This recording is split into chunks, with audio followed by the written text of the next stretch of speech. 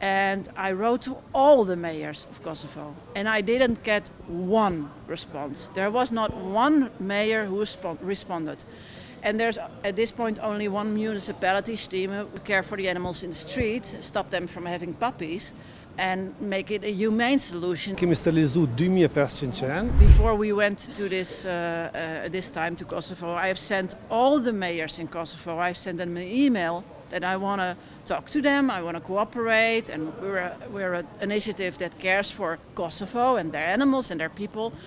And I wrote to all the mayors of Kosovo, and I didn't get one response. There was not one mayor who responded. And there's at this point only one municipality, Stieme, where we cooperate. We have a contract for neutering their dogs in their municipality. Well, we're trying to solve this problem with stray dogs who are abandoned and not cared for, and they're getting too much puppies. And instead of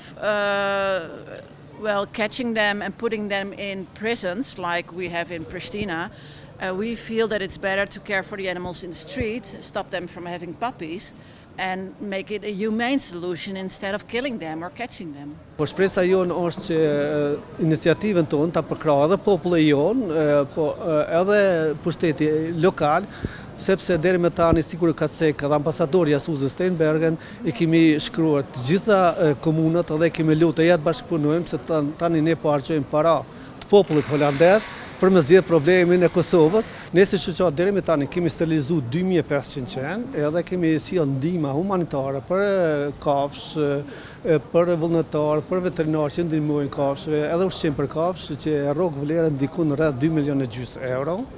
Edhe kemi sjell vitin e kaluar edhe një autoambulancë, edhe së shpejti planifikojmë për ditën e kafshëve që është 4 dhjetori, me sjell edhe një transport madh me ushqim, edhe po nuk do të jetë i fundit.